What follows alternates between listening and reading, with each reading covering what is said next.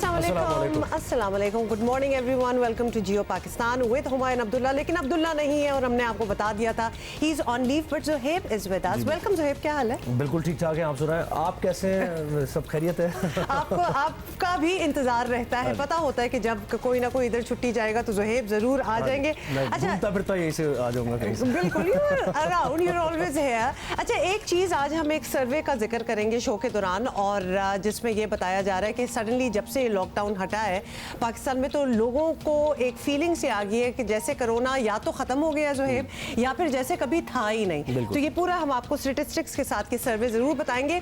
लेकिन ज़ुहैब का पर्सपेक्टिव इसलिए मैं लेना चाहती हूँ because he just came from abroad. आप टर्की गए हुए थे कुछ दिन पहले, तो आई वांट अ सेंस कि अब ऑब्वियसली हमें यहाँ बैठ के लगता है that the world is changing. तो आपको कैसा लगा टर्की में, क्या एसओपीज थे? ऐसे ही लगा पाकिस्तान अभी, क्योंकि मैं अभी 7, 8, 9, 10 दिन हुए आए हुए, तो बिल्कुल वैसे ही था। एसओपीज फॉलो हो भी रहे थे, नहीं भी हो रहे थे। कुछ इलाके ऐसे थे जहाँ काफ़ी ज़्यादा उन्होंने सर्विलेंस की हुई थी कि मास्क ज़रूर पहनना है, लेकिन बहुत से इलाके ऐसे थे टूरिस्ट के लिए जहाँ आप मास्क के बगैर भी अगर जा रहे हैं तो कोई ऐसी बात नहीं। सैनिटाइजर्स और ये सारी चीज़ें जो एयरपोर्ट्स वगैरह पे तो एयरपोर्ट्स पे भी आपको खास, यानी आपको रुकावट इस तरीके की नहीं है कि आप समझ रहे हैं कुछ अलग माहौल में आप आ गए, अलग दुनिया में आ गए या पता नहीं क्या हो गया। एसओपीज जो होते हैं वही फॉलो किए जा रहे थे, सैनिटाइजर्स वगैरह और ये सारी चीज़ें, तो कोई ऐसा प्रॉब्लम नहीं है। Would you say that it's okay? क्योंकि हम कभी-कभार कभी-कभार जाते हुए भी अब जो लोग जा रहे हैं वो सोच रहे हैं पता नहीं क्या होगा, हमें वहाँ पे रोक लिया जाएगा, कोई हेल्थ कार्ड है, कुछ ऐसा नहीं है। बस इसी तरह पाकिस्तान की तरह पाकिस्तान में हम ज़्यादा रिलैक्स रहते हैं। हाँ, मतलब इतना होना नहीं चाहिए। सो बेसिकली एसओपीज जो हमें तकलीफ होती है करते हुए, they are all over the world. और यहाँ एक और चीज़ है कि देखें, वो कहते हैं ना, हमारा भी ये वो है कि डरना नहीं है, लड़ना है। तो यहाँ पे भी सुनने में आया कि बहुत से लोग डर रहे थे, तो डरने वाली कोई बात मतलब नहीं डरना है, तो नहीं है बिल्कुल, लेकिन मैं तो कहती हूँ लड़ना भी नहीं है, बचना है बस, बचना है बस। हाँ बिल्कुल, है ना, थोड़ा सा। चलो good, we agree on something. ऐसी खबर आई थी, बिल्कुल इसी किस्म की चीजें चल रही हैं। Oh, I am so excited about today. क्या गाने, मतलब कि लिटरली हम चुन नहीं सकते थे। सुबह हम ये कि ये चाय का टाइम जो है, हेडलाइंस पढ़ रहे थे, चाय आ गई फिर नहीं आई, ये क्या कर रही हैं आप? बस इस किस्म की चीजें होती रहती है, और कुछ और भी बताना चाहते हैं जो एक छोटा सा एक्सीडेंट हो गया इधर, but anyway people know it's a live show, बहुत कुछ हो जाता है। अच्छा जी, सबसे पहले अपनी टॉप स्टोरी से ही शुरू करते हैं और फिर गाने शाने भी हो ही जाएंगे शो के दौरान। आपको बताएं कि हुकूमत नवाज शरीफ को वतन वापस लाने के लिए अचानक सरगर्म हो गई। तहरीक इंसाफ और मुस्लिम लीग नून के दरमियान इल्ज़ामात की जंग भी जोर पकड़ गई। वज़ीर आज़म के मुशीर बराए एहतसाब शहजाद अकबर नवाज शरीफ को मफरूर करार दे रहे हैं। नैब को नवाज शरीफ की वापसी के लिए कार्रवाई का भी कह दिया गया है। हुकूमत का ये दावा भी है कि नवाज शरीफ की बीमारी की रिपोर्ट्स झूठी थी, क्योंकि ये केस नैब का है। नैब अब इसके ऊपर, क्योंकि खुद आने के तो हैं नहीं, इसके ऊपर एक्स्ट्राडिशन की रिक्वेस्ट फाइल करें। ये सज़ा याफ्ता मुजरम हैं और इनकी एक्स्ट्राडिशन जो है वो सज़ा याफ्ता मुजरम के कॉन्टेक्स्ट में ली जाएगी ताकि इनकी वापसी हो सके। जैसे आप पहले धोखे करते रहे, इस दफ़ा आपने डॉक्टर्स के साथ धोखा किया। तो जब कहा जाता है जी वो आपके पंजाब गवर्नमेंट के डॉक्टर्स हैं, उनसे पूछे, तो बुनियादी तौर पे उन डॉक्टर्स का कसूर नहीं, ये उस रिपोर्ट में फोर्जरी की गई EDTA से सैंपल देते हुए। दूसरा था NRO जो अभी हुआ। इदारों को भी कहा गया है कि अदालत की तलबी पे यकीनी बनाया जाए कि मुल्क में नवाज शरीफ साहब आएँ। और ज़राए का बताना है कि नैब का मौक़िफ़ है कि नवाज शरीफ को बैरून मुल्क जाने की इजाज़त वफाकी हुकूमत ने दी है, उनकी वापसी की भी वही ज़िम्मेदार है। दूसरी जानिब मुस्लिम लीग नून का ये कहना है कि हुकूमत ने खुद नवाज शरीफ को बाहर भेजा, अब सियासी फ़ायदे के लिए कौम को गुमराह कर रही है। क्या कहा है मुस्लिम लीग नून के रहनुमाओं ने, सुनिए ज़रा। नवाज शरीफ साहब के बाहर जाने की इजाज़त किसी और ने नहीं दी, हुकूमत ने खुद तसल्ली करके दी है। और अगर हुकूमत समझती है कि किसी किस्म का धोखा हुआ है तो सबसे पहले वो वज़ीर आज़म, मुशीर सेहत वफाकी और सूबाई वज़ीर सेहत का इस्तीफ़ा कौम के सामने पेश करे। नवाज शरीफ मुल्क से इलाज कराने कानूनी तरीके से और पंजाब हुकूमत की इजाज़त से गया है। अगर आपने इबरत का निशान बनाना है तो बनाए यास्मीन राशिद को, बनाए इबरत का निशान पंजाब हुकूमत को, उस्मान बुज़दार को, तो बनाए सर्विसेज हॉस्पिटल के हेड को और उस पूरे बोर्ड को जिसने रिपोर्ट में लिखा कि हम नवाज शरीफ का इलाज पाकिस्तान में नहीं कर सकते। अच्छा जी, ये सब कुछ तो आपने सुना और साथ साथ आपको बताएं कि वफाकी वजीर फवाद चौधरी ने अपनी ट्वीट में लिखा कि नून लीग और उनके हिमायती पहले कहते थे नवाज शरीफ को बाहर ना भेजा गया तो उनकी जान को ख़तरा होगा, और अब कह रहे हैं कि हुकूमत ने खुद नवाज शरीफ को बाहर भिजवाया। यही वो धोखाधड़ी और झूठ है जिसकी बुनियाद पर नून लीग बनी है, ये उनका कहना था। फवाद चौधरी साहब ने अभी हमें ज्वाइन भी किया है, उनसे भी बात करते हैं और उनका एक पर्सपेक्टिव भी लेंगे। फवाद चौधरी साहब, साबिक वज़ीर आज़म नवाज शरीफ को बैरून मुल्क गए ऑलमोस्ट 9 महीने होने को आ रहे हैं, तो फिर अचानक इस चीज़ की ज़रूरत आपको क्यों एकदम से महसूस हुई कि उन्हें वतन वापस लाने की कोशिश की जाए? जाने भी तो दिया गया था, तो अब अपने टाइम से वापस भी आ जाए। पहली बात तो यह है कि 9 माह के बाद तो नवाज शरीफ साहब को आ ही जाना चाहिए, और दूसरी बात यह है कि जिस मकसद के लिए वो गए थे इलाज के लिए, वो मकसद पूरा हो गया। अब अल्हम्दुलिल्लाह वो बिल्कुल ठीक ठाक हैं। अब उनके ऊपर जो इल्ज़ाम है उसमें उनको सज़ा हुई है, उन्होंने अपनी सज़ा पूरी करनी है। दूसरी सूरत में जो पाकिस्तान के अवाम के उन्होंने वो देने हैं, उसके बाद चाहे वो स्विट्जरलैंड जाएं, चाहे लंदन जाएं, उसके बाद हमारा इशू नहीं रह जाता। लेकिन या वो सजा पूरी करेंगे या अपने पैसे वापस करेंगे। तो साहब ये कहिएगा कि नवाज शरीफ की बैरून मुल्क रवानगी हुकूमत की मर्जी से हुई थी, तो सबको मालूम ही है, और वो सारा मामला सबके सामने अदालतों के फैसलों से हुई है। वो इसमें शहबाज शरीफ भी जामिन थे। अब बज़ाहिर एक कानूनी मसला है, इसको सियासी रंग दिया जा रहा है, इस पर प्रेस कॉन्फ्रेंस हो रही है। आप अदालतों से ही रुजू क्यों नहीं करते इस मामले को लेकर? नहीं, पहली बात तो यह है कि उनकी जो रवानगी है वो पॉलिटिकल प्रेशर के तहत उनके हमायती मीडिया के लोगों ने और उनके हमायती जो पार्टी है, जो पार्टी की किया। और अगर आप उस वक्त सुने तो तमाम नैरेटिव यही था कि वो बड़े सख्त बीमार हैं, अगर आप उनको बाहर नहीं भेजेंगे तो उनकी जान को खतरा है, और हुकूमत जो है वो कातिल कहलाएगी अगर वो नवाज शरीफ को बाहर नहीं भेजेगी। ये माहौल था जिसमें नवाज शरीफ साहब बाहर गए। अब जहाँ तक अदालतों का सवाल है, अदालत ने उनकी जमानत मुस्तरद कर दी है, वो इस वक्त मशहूर हैं। और ये बात है कि अदालत ने जो वफाकी काबीना की गारंटी दी कि उतने पैसे रखें जितनी उनको सजा हुई है, लेकिन अदालत ने उसको शहबाज शरीफ की जो सिक्योरिटी है उससे तब्दील कर दिया। तौर के ऊपर शहबाज शरीफ को बुला के तो उनकी वापसी के लिए बात करती। अच्छा फवाद चौधरी साहब, अगर मियां नवाज शरीफ हुकूमत की कोशिश से या मुस्लिम लीग नून की अपनी मर्जी से वापस आ गए, तो क्या मुस्लिम लीग नून को ही इसका सियासी फ़ायदा नहीं होगा? तहरीक इंसाफ जो कहती रही है कि पार्टी के अंदर टूट फूट है, वो बात तो फिर नहीं रहेगी। क्या इससे इत्तेफाक करेंगे आप? लेकिन नवाज शरीफ साहब आके तो जेल जाएंगे, और पहले भी वो यहीं पे थे और जेल में सजा काट रहे थे, अभी वो आएंगे, जेल जाएंगे। और दूसरी सूरत में जैसा मैंने कहा वो प्ली बार्गेन करेंगे और अपना जो है वो पैसे देंगे। तीसरी बात यह है कि कानूनी तौर के ऊपर नवाज शरीफ साहब जो है वो डिस्क्वालिफाइड हैं, वो इलेक्शन नहीं लड़ सकते, ना ही पार्टी में कोई जो है वो कर सकते हैं, एक्टिविटी कर सकते हैं। तो PMLN को जो क़यादत का जो एक बहरान था वो तो जाहिर है कि उनको बरकरार रहेगा।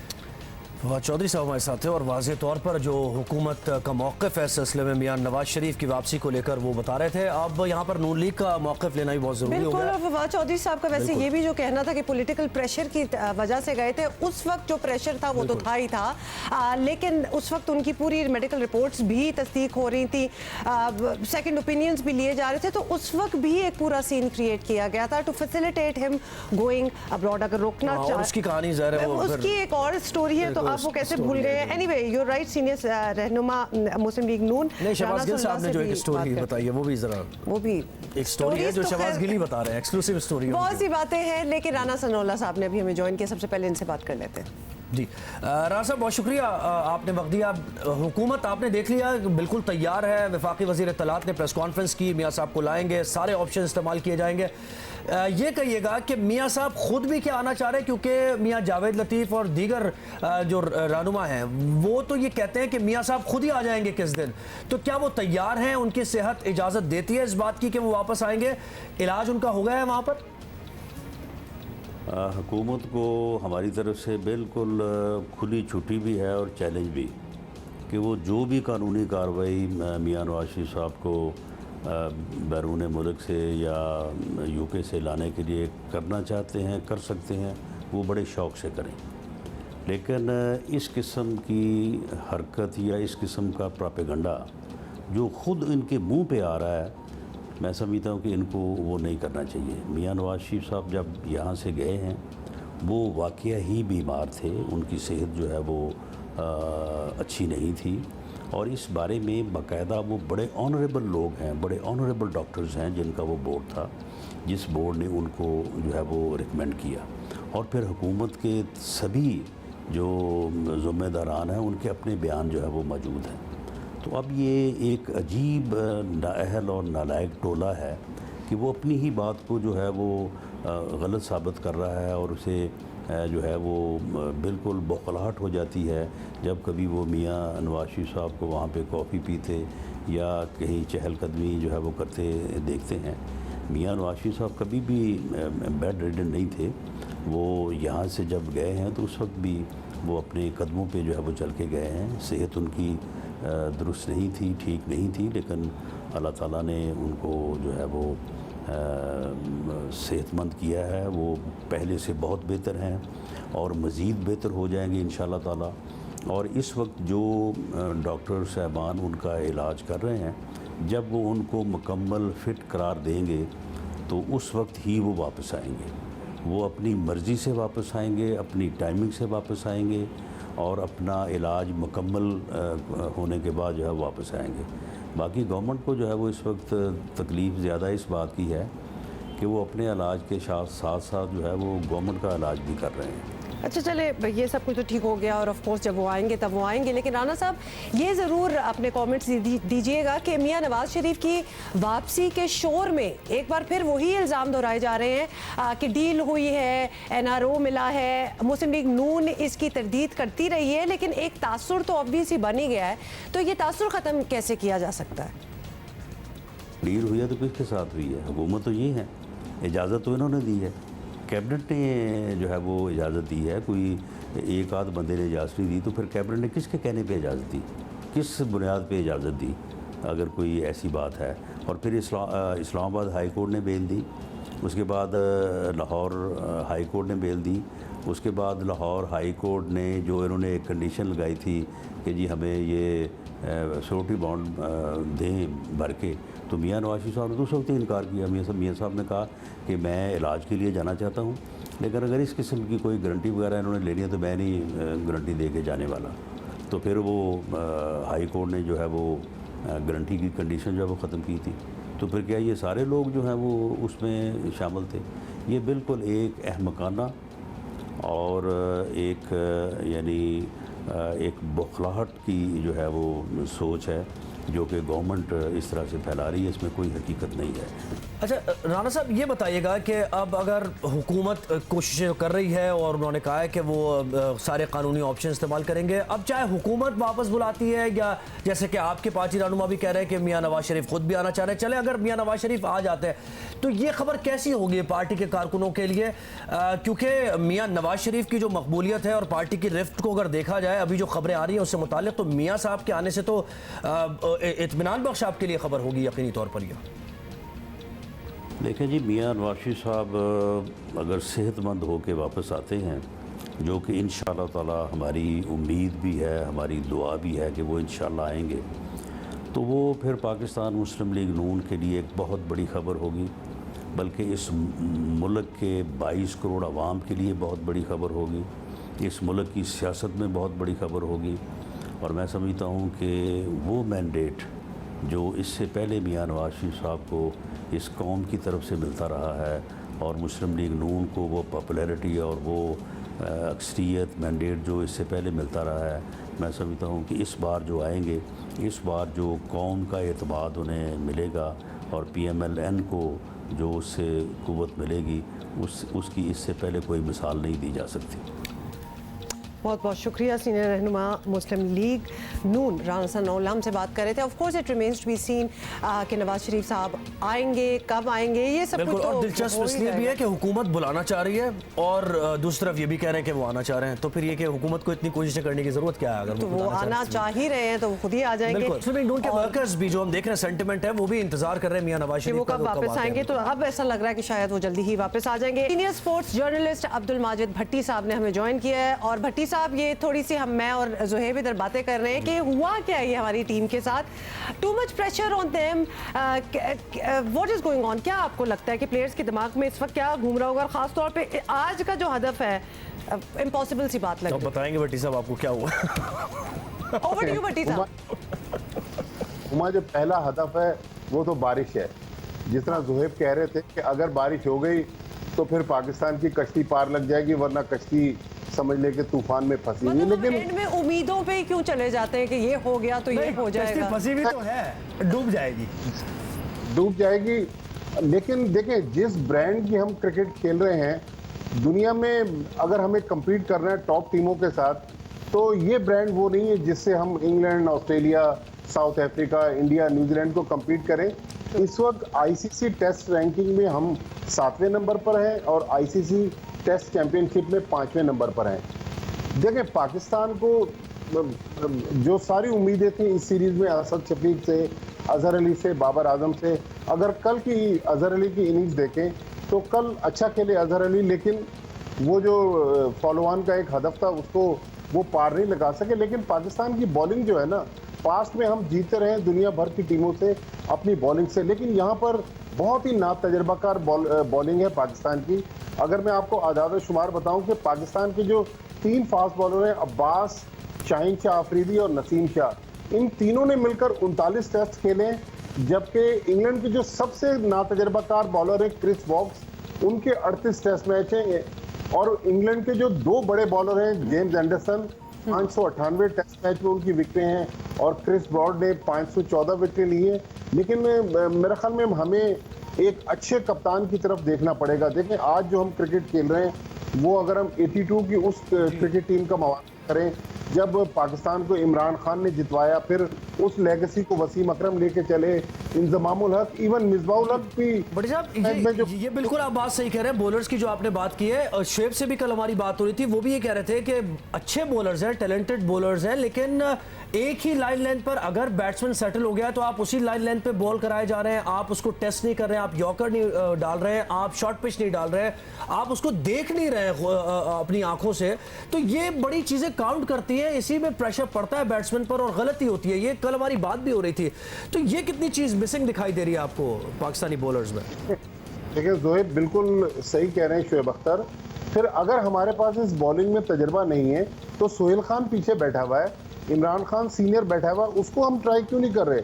हम एक स्क्रिप्टेड कप्तानी कर रहे हैं, स्क्रिप्टेड टीम लेके चले हुए, हम आउट ऑफ द बॉक्स करने के लिए तैयार नहीं है। देखें, अगर पाकिस्तान टीम को खड़ा करना है तो हमें एक अच्छा कप्तान चाहिए, एक ऐसा कप्तान जो डर और खौफ ना रखे। जिस तरह की इस सीरीज में हम देख रहे हैं ना, मोहम्मद रिजवान बैटिंग कर रहे हैं, फियरलेस बैटिंग कर रहे हैं।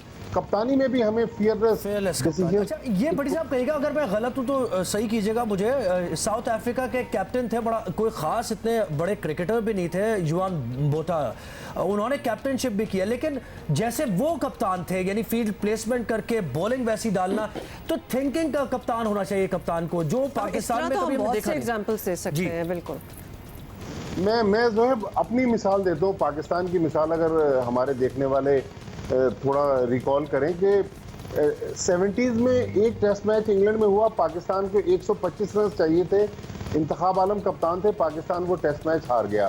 फिर एक और टेस्ट मैच था, 174 रन की ज़रूरत थी, पाकिस्तान वो टेस्ट मैच भी हार गया।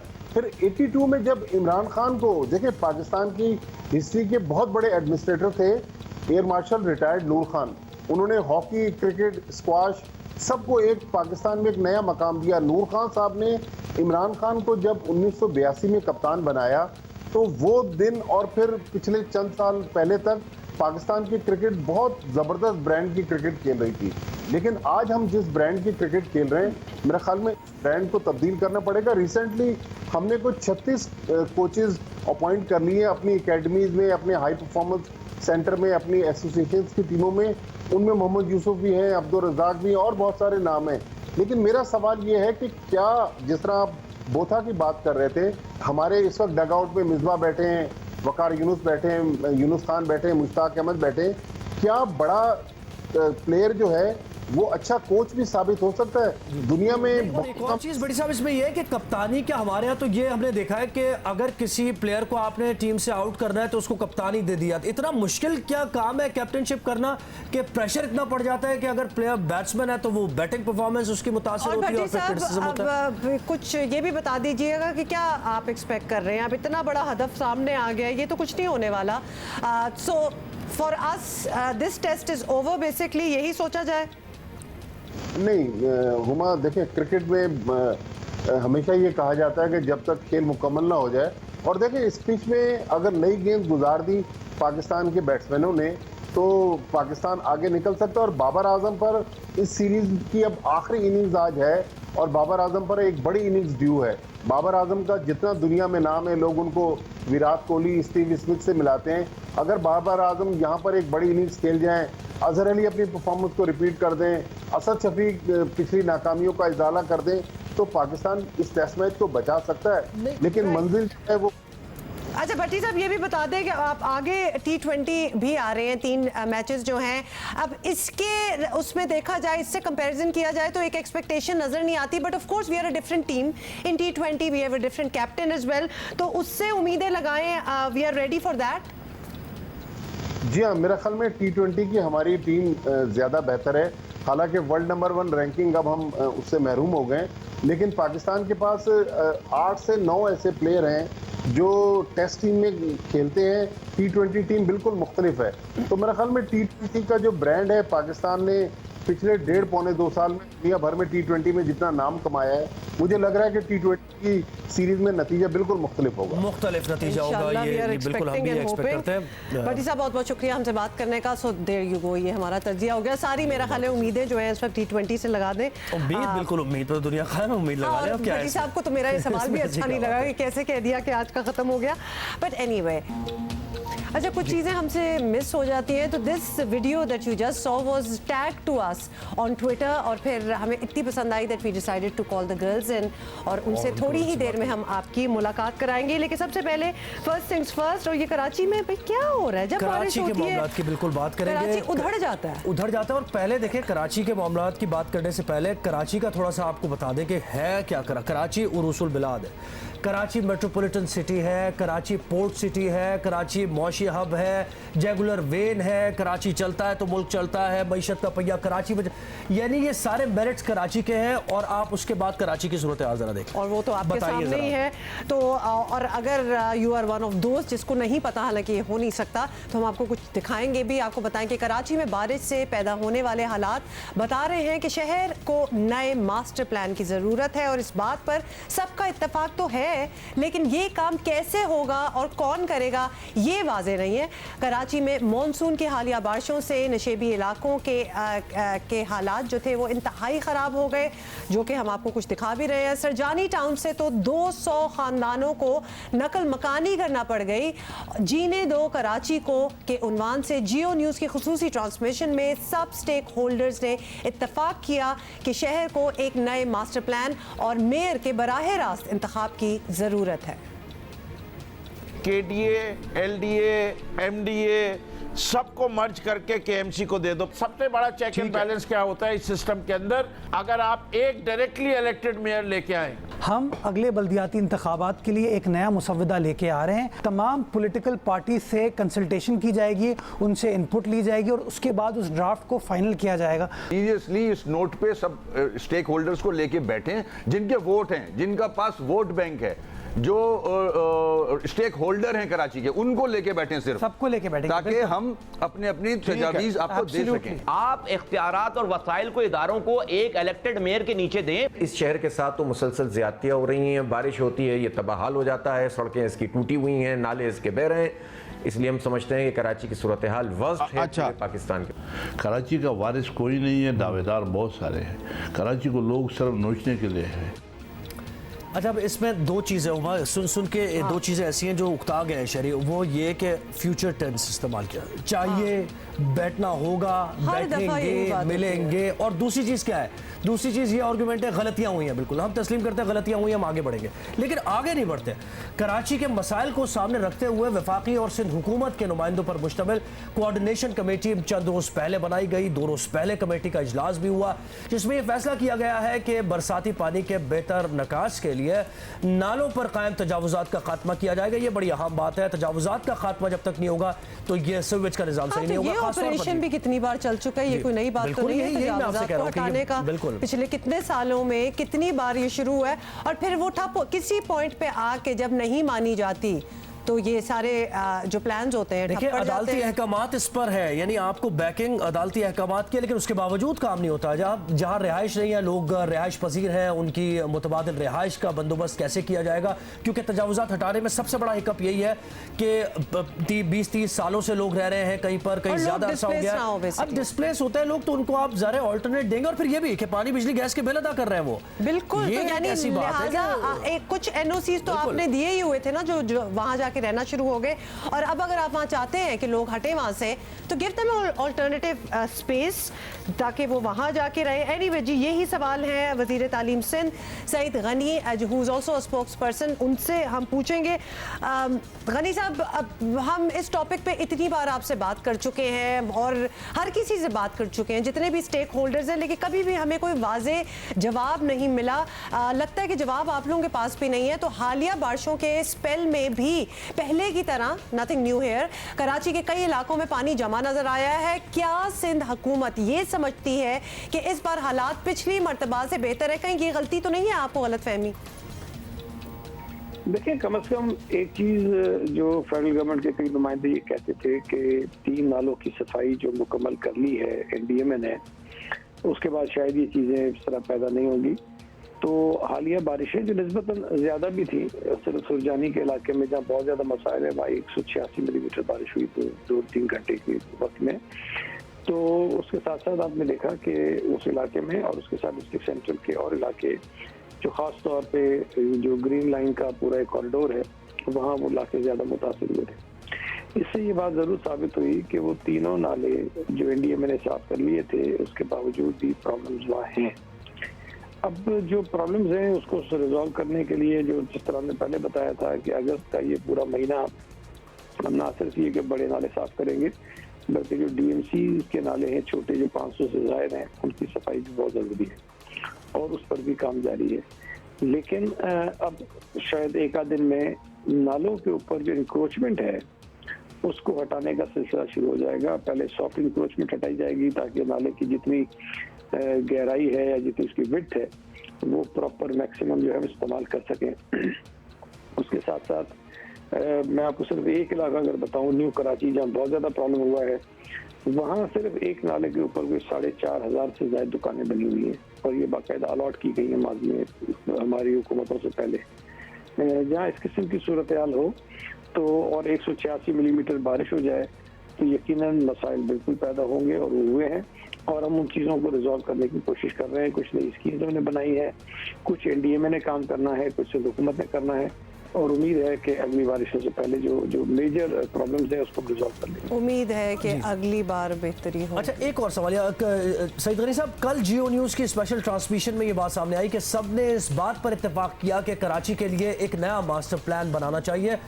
जाहिर है कि सिंध हुकूमत को ही ये पहल करना होगी, आपकी हुकूमत है, आपका मैंडेट है, तो क्या आप इसके लिए मास्टर प्लान बनाने के लिए तमाम स्टेक होल्डर्स के साथ मिल बैठने को तैयार हैं और जल्द बैठेंगे? जी, इस पर तो काफ़ी पहले से हमने काम शुरू किया। ये जब कोई 1 बरस पहले मैं लोकल गवर्नमेंट का मिनिस्टर था, उस वक्त सुप्रीम कोर्ट में भी जब हेयरिंग्स होती थी वहाँ पर भी ये बात हुई थी। तो हमने एक सिंध मास्टर प्लान अथॉरिटी के क़याम पर इत्तफाक किया, उस पर हमने काम शुरू किया और चीफ सेक्रेटरी साहब ने भी कुछ मीटिंग्स की। फिर कैबिनेट एक कमेटी बनाई जिसको मैं खुद उस वक्त हेड करता था, being a local government minister.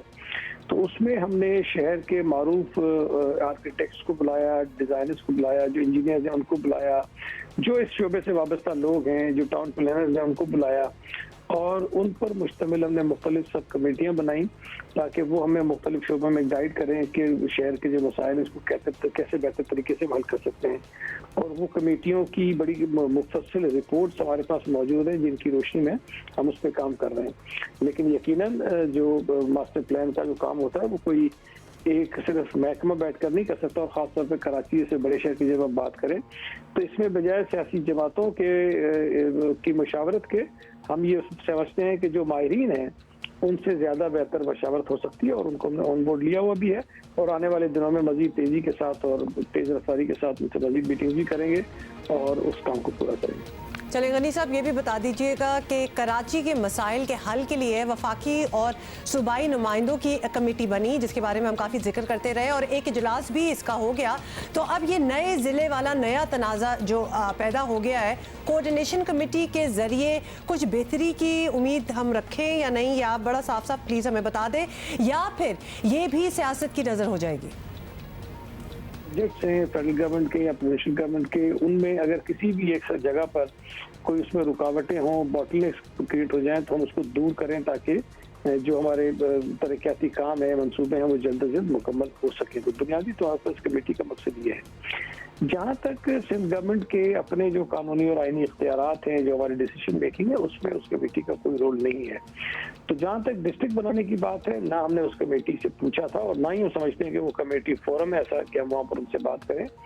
पहली बात तो ये है कि डिस्ट्रिक्ट बनाना कोई बुरी बात नहीं है, मैं समझता हूँ अच्छी बात है। एक तरफ खुद एमक्यूएम कहती है कि 18 टाउन्स बना दें, दूसरी तरफ 7 अगर डिस्ट्रिक्ट बनाते हैं तो उस पर कहते हैं कि आप शहर को तकसीम कर रहे हैं, तो ये तजाद है। हाँ, एक चीज़ हम समझते हैं जो शायद उनका गिला जायज़ है, जिसको हम दूर करने की कोशिश करेंगे। उनका ये कहना था कि हमसे कंसल्ट नहीं किया गया। बिल्कुल हमें एमक्यूएम से कर लेना चाहिए था, लेकिन हम ये समझते हैं कि जब एक काम हमने गुड फेथ में किया है, उसके पीछे कोई बदयानती नहीं है।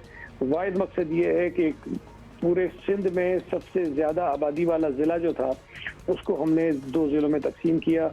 जब ये फैसला भी हो रहा था तो उसके बाद दूसरा जो कराची का डिस्ट्रिक्ट है, जो दूसरे नंबर पर आबादी में आता है, वो डिस्ट्रिक्ट सेंट्रल है, उसमें भी एक नए ज़िले के बनाने पर हम गौर कर रहे हैं, तो उस पर हम ज़रूर मशावरत कर लेंगे। तो ये हुआ सिर्फ इसलिए कि किसी एक ने मुखालफत की, तो बाकी जो हमारे मुखालिफ थे उन्होंने सोचा हम क्यों पीछे रह जाएं, तो एक के पीछे दूसरे ने मुखालफत शुरू कर दी। जहाँ ज़िला बनाया गया है वहाँ के लोग खुश हैं, वो सेलिब्रेट कर रहे हैं और वो शुक्रिया अदा कर रहे हैं। पाकिस्तान पीपल्स पार्टी के रहनुमा सैयद गनी साहब हमारे साथ हैं और वो अपना मौक़िफ़ दे रहे थे, लेकिन ये उन्होंने भी इकरार किया इस बात का कि हमने जो नया ज़िला बनाया तो हमें तमाम स्टेक होल्डर्स को पहले कॉन्फिडेंस में लेना चाहिए था, क्योंकि जब ऑलरेडी आप अंडर प्रेशर हैं और वफाकी हुकूमत आपको कह रही है काम नहीं हो रहा, गवर्नेंस से जुड़े मामला हैं, तो आप एक नया मामला कंट्रोवर्सी शुरू करके फिर लेकिन साथ उन्होंने डिस्क्लेमर दे दिया कि सब गुड फेथ में तो किया गया, यानी इंटेंशन जो थी हमारी वो साफ थी, ऐसी कोई बात नहीं है। But we should have consulted but we didn't, लेकिन हम गुड फेथ में कर रहे हैं। अब इससे आप जो समझना चाहें आप समझ लें, क्योंकि we have to move on. निज़ाम बहुत बेहतर होने की ज़रूरत है। आपको बताएं कि कराची यूनिवर्सिटी से पीएचडी करने वाले स्टूडेंट्स के लिए बरसों का इंतज़ार और सख्त ज़हनी दबाव क्यों, ये बहुत बड़ा सवाल है। तालिबा नादिया अशरफ की मौत के बाद खुद इदारे के अंदर से सवालात उठ रहे हैं। जामिया कराची में एमफिल पीएचडी प्रोग्राम पर रुकन सिंडिकेट ने तहफ़्फ़ुज़ात का इजहार किया है। प्रोफेसर डॉक्टर SM ताहा ने वाइस चांसलर को अपने ख़त में लिखा है, नादिया अशरफ की ज़िंदगी के 13 कीमती साल ज़ाया कर दिए गए। मुकाला यानी थीसिस चेक करने में सुपरवाइज़र ने 5 साल क्यों लगा दिए? 5 साल लगे, उसने बस दबा ली। बिल्कुल बिल्कुल, ये बड़ा सवाल है। सिंडिकेट मेंबर ने मुतालबा किया है कि जामिया कराची के आला तहकीकी इदारे की इस्लाहात की जाए। PhD करने वाली कहीं और लड़कियां भी, यानी ये एक बड़ा कंसर्न है, कहीं और लड़कियां भी जो है नादिया अशरफ वाला रास्ता ना अपना लें। रुकन सिंडिकेट ने मुतालबा किया है कि इससे मुताल्लिक़ कानून साजी करें जिसे नादिया अशरफ से मंसूब किया जाए। नादिया अशरफ की खुदकुशी के बाद जामिया कराची के सिंडिकेट का अहम इजलास हुआ, जिसमें ज़राए के मुताबिक नादिया अशरफ खुदकुशी केस की तहकीकात के लिए कमेटी तश्कील दी गई है। कमेटी में सिंडिकेट से शाहिदा रहमानी और डॉक्टर मोहसिन अली शामिल है। बड़ा अहम ये मामला है। बिल्कुल जी। प्रोफेसर S SM ताहा ने हमें ज्वाइन किया। बहुत से सवाल हैं, इनसे पता भी कर लेते हैं। जामिया कराची के सिंडिकेट मेंबर प्रोफेसर SM ताहा, बहुत बहुत शुक्रिया, आपने हमारे टाइम निकाला है। नादिया अशरफ केस के बाद ये बात बहुत दोहराई जा रही है कि कराची यूनिवर्सिटी में PhD करने वाले स्टूडेंट्स को तवील इंतज़ार की बड़ी अजियत का सामना रहता है। ये हमें पता था, जो PhD कर रहे होते हैं उनके थीसिस क्लियर होने में कुछ साल लग जाते हैं, लेकिन ये 10-15 साल, this is like a life time. तो क्या ऐसी शिकायत पहले भी सामने आती रही हैं या फिर ये एक वन ऑफ केस था? अब देखिए, ये नादिया अशरफ चौधरी का केस जो है एक बड़ा इंदोनाक वाक़या है, और इसने बेसिकली इस पूरे सिस्टम के ऊपर भी सवाल उठाया है। ये जो PhD को किस तरह से हमारे यहाँ एडमिनिस्टर किया जाता है, उसके ऊपर भी बहुत बड़ा सवाल उठाया है इस सानहे ने।